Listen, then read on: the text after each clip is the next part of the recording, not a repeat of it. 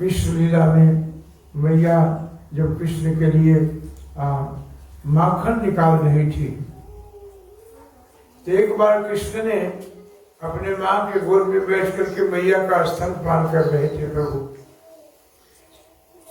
सामने वाली जगह पर मटके में दूध बैठा रखी थी। इधर भगवान माँ के स्तन को पी रहे हैं।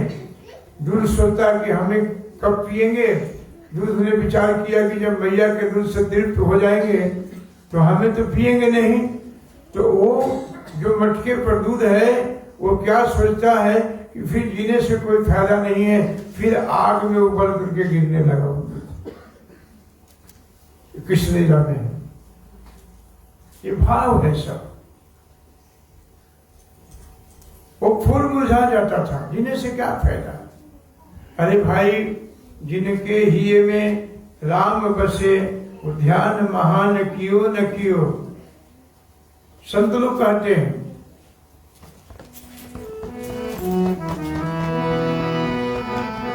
जिनके हिये में घनश्याम बसे वो ध्यान महान कियो न कियो। यमुना जल पान कियो जिसने अमृत पान कियो न कियो। वृंदावन धाम वास कियो जिन्होंने और धाम कियो न कियो। वृंदावन धाम में वास करने के बाद और कहीं जाने की आवश्यकता नहीं है आपको। ऐसा धाम है प्रभु का। 4 धाम है ना, भगवान के 4 धाम है, कार्य करते हैं जाकर के। वृंदावन चारों धाम में नहीं आता है, वृंदावन धाम में नहीं है। प्रभु से पूछा गया एक बार, सभी तीर्थ सभी धाम मिल करके ब्रह्मा जी के पास गए और ब्रह्मा जी से पूछा, प्रयागराज ने पूछा कि प्रभु मैं तीर्थों का राजा हूँ, प्रयागराज कहते हैं। ये सभी तीर्थ आकर के साल में सलामी देते हैं, ये वृंदावन तो आते हैं नहीं मेरे पास में।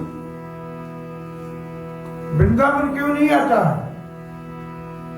ब्रह्मा जी ने कहा कि देखो भाई, इस प्रश्न के उत्तर देने में मेरी स्थिति मजबूत नहीं है, मैं नहीं दे सकता हूँ। चलो प्रभु के पास चलते हैं, उनसे ही पूछते हैं कि भाई वृंदावन क्यों नहीं आता।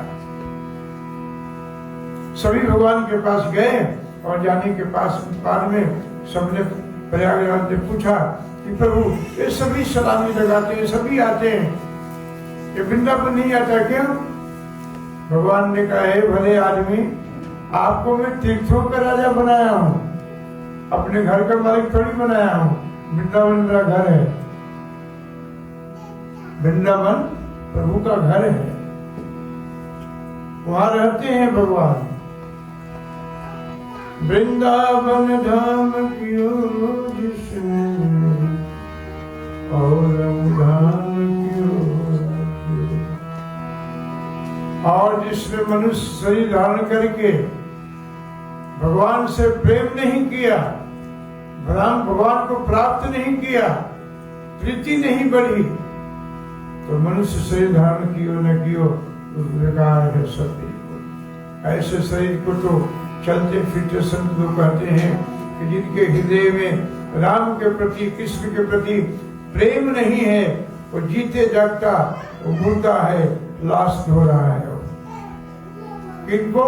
जिनके अंदर प्रेम नहीं जगा।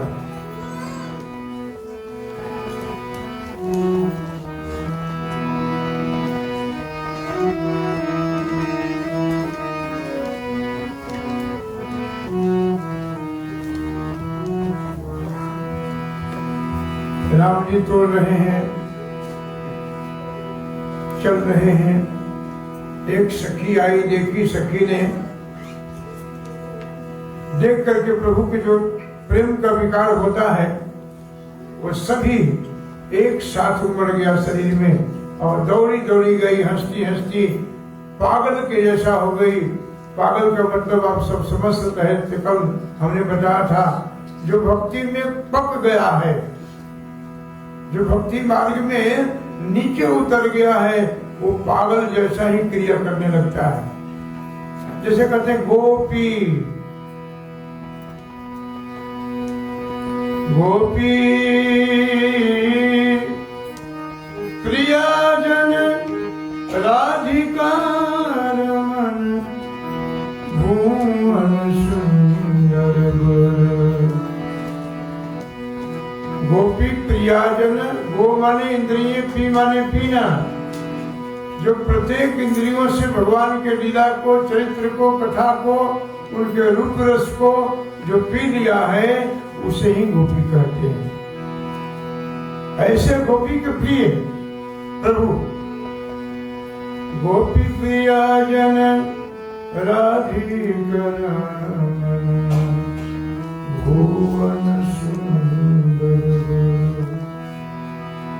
सखी के एकाएक जितने प्रेम के विकार हैं शरीर में उपस्थित हो गया। हंसती हंसती पागल के जैसे जानकी जी के पास बोली, देखन बाग कुंवर दुआरे। अरे मैं क्या कहूँ, क्या बताऊं, चलो चलो देखो, इस जनक बाग में, योग बाग में दो राजकुमार आए हैं। अरे जिसने देखा उसकी भी आंख तृप्त नहीं हुई, और जिसने नहीं देखा वो लड़ाई थे देखने के लिए। गोपी सखी के बात सुनकर के सभी सखियां जाती हैं।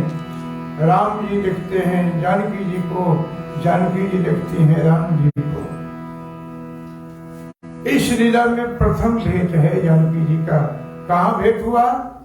जनक के योग बाग में। योग माने जोड़ दिया, राम जी से जानकी जी को जोड़ दिया, राम जी से सखियों को जोड़ दिया। बेहोश हो गई सभी सखियां, प्रेम में कातर हो गई सभी। ये योग है। भगवान क्या कहते हैं? योगा क्षेमा वहाम्य।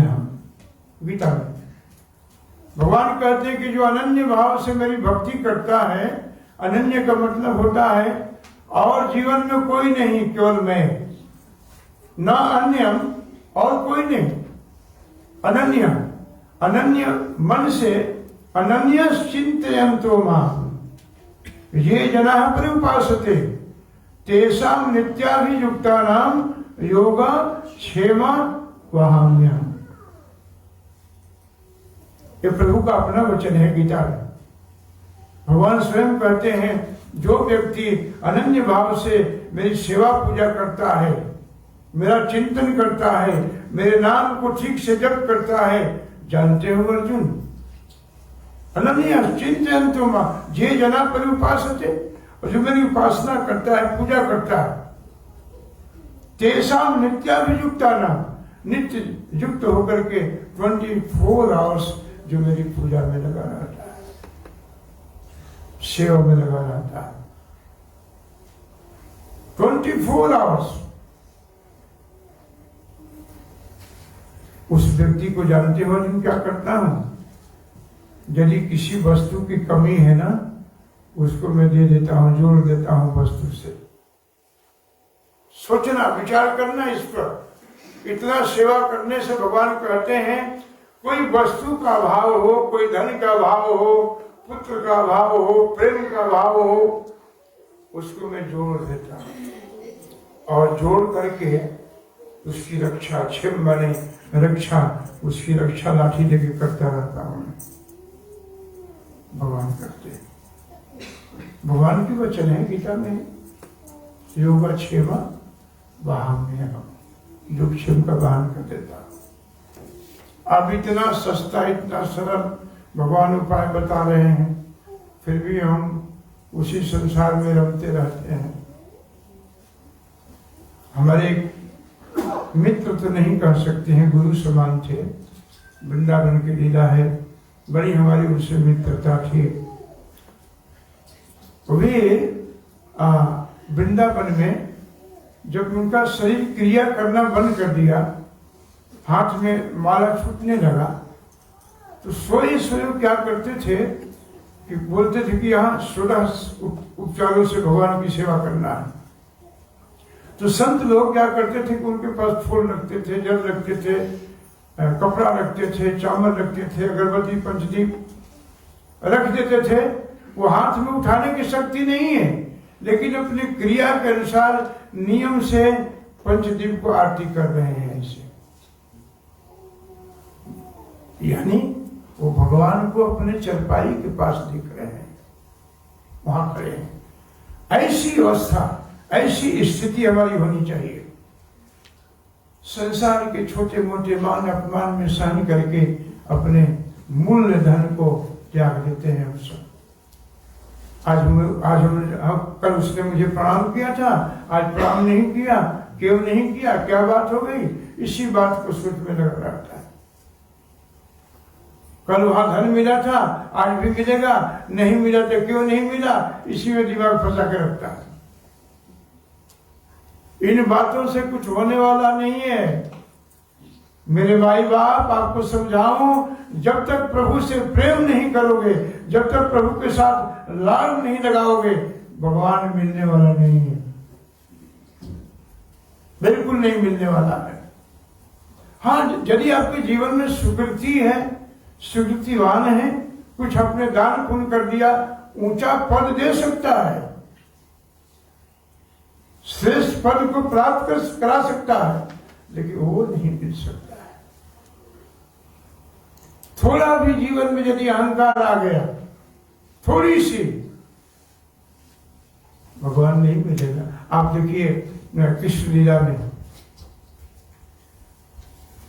गोपी गीत में, गोपियों ने, भगवान जब गोपियों के बहुत निकट हो गए, नजदीक आ गए, और भगवान जब ठुमका लगाने लगे, गलबाही देने लगे, तो गोपियों के मन में थोड़ा सा भारी पड़ा।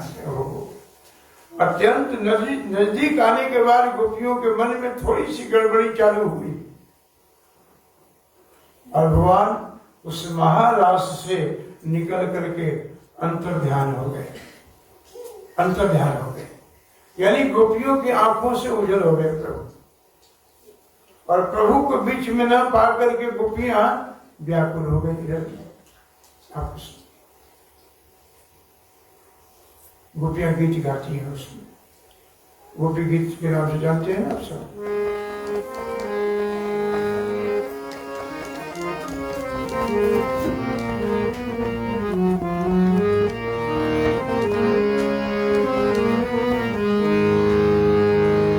श्रवण तव कथामृतम्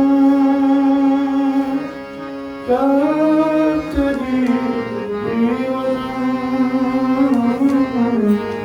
कविभिरीडितं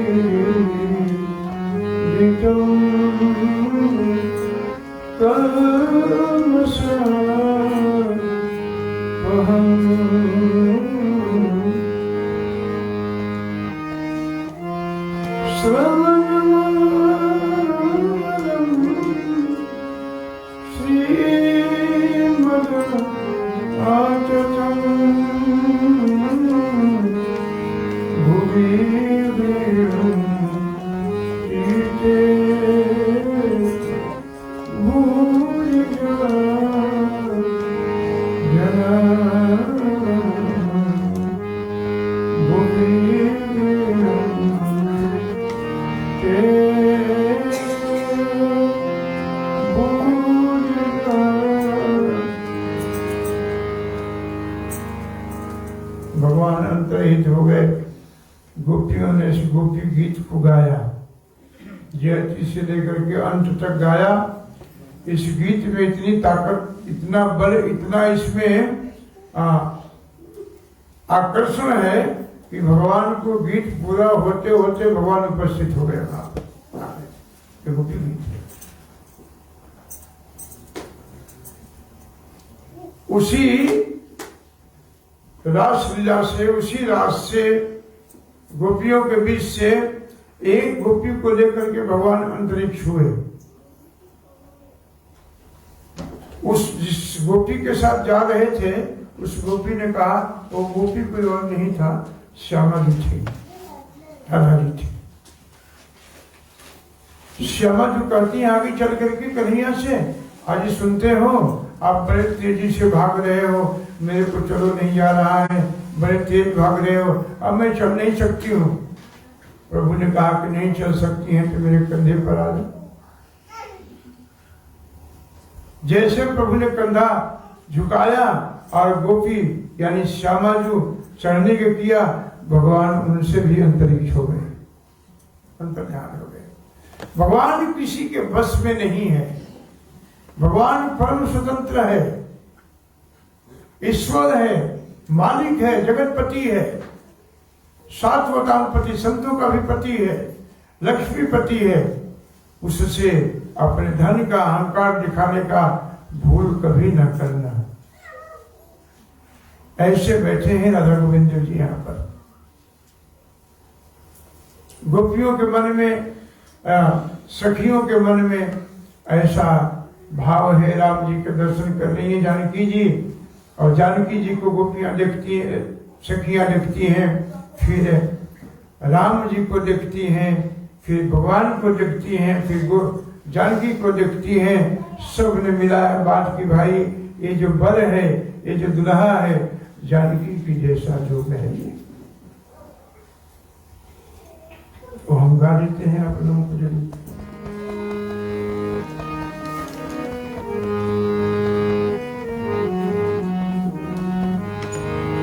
राम देखे सिया को,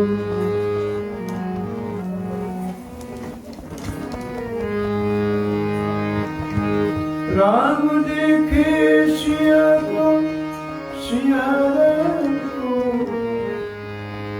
चरणा हरि की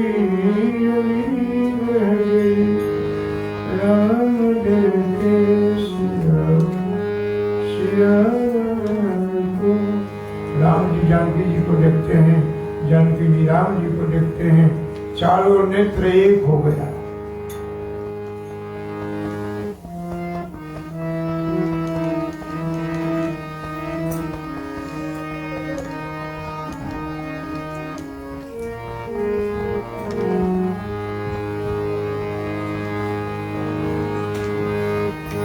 चारों नेत्र एक हो गया। राम जी देख रहे हैं जानकी जी को, जानकी जी देख रही हैं राम जी को, और दोनों ने एक संकल्प कर लिया मन में, दर्शन से संकल्प किया। राम जी ने संकल्प किया कि यदि जानकी जी मेरे जीवन में आती हैं तो इनके अलावा मैं किसी नारी के दर्शन नहीं करूंगा।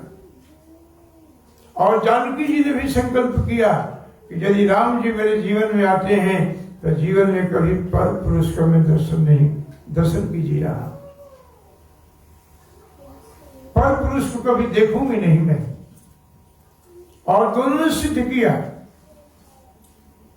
लंका कांड में जब रावण सैन्य बल के साथ अपने प्रभाव को जमाते हुए जब जानकी के पास आता था, अपने बल, अपने ऐश्वर्य, वैभव का जब बखान करता था, जानकी जी से कहता था एक बार मेरे को देख लो। जानकी जी उसका उत्तर देती थी कैसे? तृणधरी ओट कहती बहरी। एक बीच में कुछ पर्दा रख करके जानकी जी बात करती थी। राम जी के पास सुप्रेखा गई। सुप्रेखा ने कह दिया तो सम पुरुषन मोसम नारी, यह संयोग विधि रचा विचारी।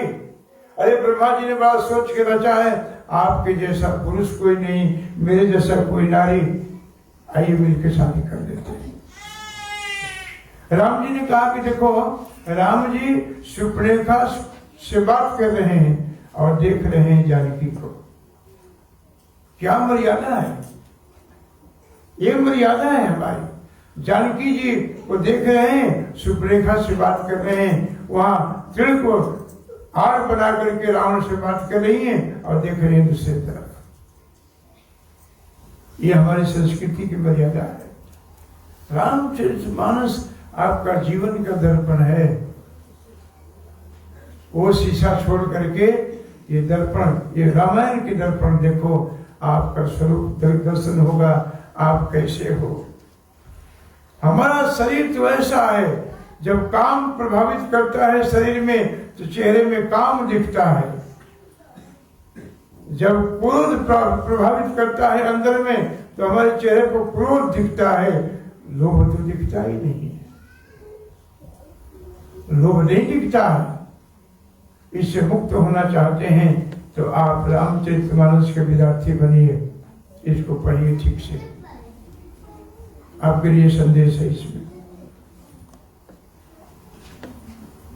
चारों अखियां अड़ी की अड़ी रह गई, बोली पहली सखी जानकी के लिए जो जोड़ी विधाता रची है सुंदर। एक सखी ने बोली कि दोनों की जोड़ी अद्भुत है, जानकी जी के लिए ही बना है और जानकी जी राम जी के लिए बने हैं।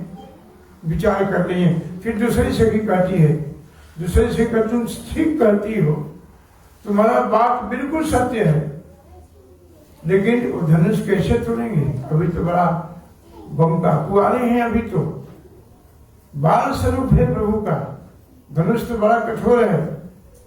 बोली दूसरी सखी कि तू कहती सही, पर चमत्कार इनकी नहीं जानती। दूसरी से कहती कि तुम चमत्कार नहीं जानती हो, देखने में छोटे हैं, चोट बड़ा जोर से करते हैं प्रभु। एक सखी ने कही कि नहीं नहीं ये तोड़ ही नहीं सकते। बोले क्यों? बोले कि इसलिए कि मैं फूल तोड़ते हुए देखा था, एक फूल तोड़ने से इनको पसीना आ गया था, धनुष कैसे तोड़े। शंका बनी की बनी रह गई और वर प्राप्ति करने के लिए जानकी जी पार्वती जी के पास गई, जो योग वाटिका में जो एक मंदिर बना हुआ था, और योग वाटिका में जाकर के पार्वती जी का यानी दुर्गा जी का बड़ा सुंदर स्तुति किया, और दुर्गा जी प्रसन्न होकर के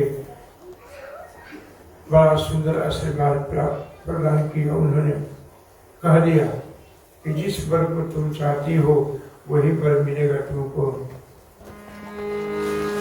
मन जाएगा जब मिले सोबर सहज सुंदर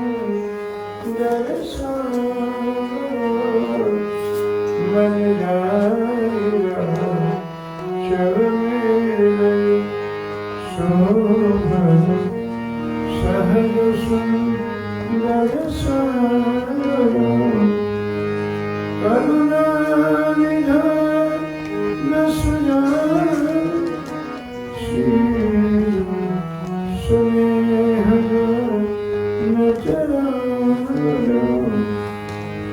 आपने मन में जो बरगुर रखा है, जो बरगु अपने रचा है मन में, जिनका आपने पिक्चर बनाया है, वो वर हे देवी जानकी आपको बड़ी सहजता से प्राप्त हो।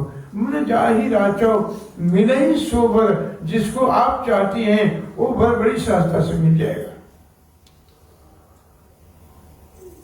जानकी जी मानो पूछती हैं उसका गुण बताओ।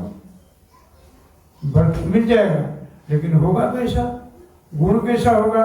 तो क्या कहती है? कहती है कि करुणा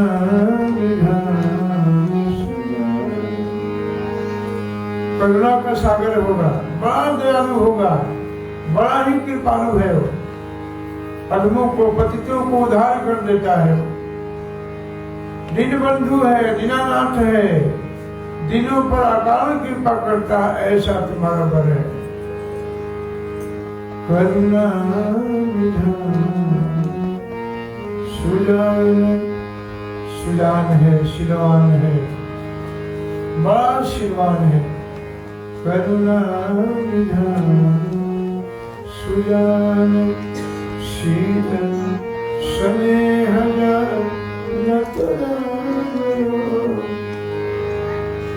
बहुत स्नेह करते हैं प्रभु जी उसे। वो उतना स्नेह जीव जीव से कर ही नहीं सकता है जितना परमात्मा राम जी स्नेह करते हैं जीव से। नाम में तमाम शक्तियों को भर दिया है। मेरा दर्शन नहीं होता तो क्या बात है, आज तुम साक्षात हमारा नाम का दर्शन करो। नाम के रूप में तो मैं ही तो खड़ा हूं। प्रभु ने तो एक तीर ताली यानी अहिल्या को उद्धार किया। नाम तो न जाने कितने कुमति वाले खल व्यक्तियों को उद्धार कर दिया। नाम की महिमा है। सखिया वहां भगवान के दर्शन करके बगीचा में सभी गई। जानकी जी ने बड़ा सुंदर प्रार्थना किया, बड़ी सुंदर निवेदन किया। आज भी हमारे देश में कहते हैं कि जिनको सुंदर पति चाहिए उन्हें पार्वती जी की पूजा करना चाहिए। सुंदर वर वाले पार्वती जी का पूजन। हमारे संस्कृति में भागवत में लिखा है कि गोपियां जब भगवान को पति के रूप में चाहती थी तो कैतायनी यानी पार्वती जी को जमुना के तट पर बालू के मूर्ति बना करके वही पूजन किया।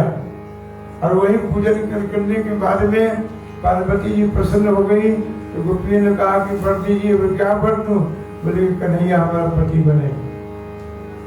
और बने, कन्हैया ने पति बना, सबके पति बने। कभी कभी लोग देवताओं का परिहास करते हैं। लोग जिनकी अल्प बुद्धि है, जो शास्त्र को नहीं जानते हैं, किसी भी देवता देवी के कभी भी अपमान नहीं करना चाहिए, लेकिन भगवान के सामने उनका पूजा भी नहीं करना चाहिए। समझ रहे हैं आप लोग बात? ऐसे ऐसे ऐसे ऐसे समझ रहे हैं आप लोग? बड़ी सीरियस बैठे हैं, पता नहीं कब हंसेंगे आप लोग। भगवान के समक्ष किसी देवता देवी की पूजा नहीं करना चाहिए, लेकिन किसी भी देवता देवी के अपमान भी नहीं करना चाहिए। पूजनीय है। भागवत में वर्णन है, गोपियों ने पूजा किया कैतानी को, पार्वती जी का प्रसन्न किया, खूब विधि से पूजा किया। और पूजा करके मांगा किसको? भगवान को। पूजा किया देवता का और मांगा भगवान को। हे दुर्गा जी, हे कैतानी, हे पार्वती जी, आप तो बहुत ही आशीर्वाद देने में निपुण हूं। आज मुझे पति के रूप में कन्हैया चाहिए। उन्होंने कह दिया, मन जा हीरा चौ मिले सुबर सहज सुंदर सहज से मिल जाएगा। अब मिल गया।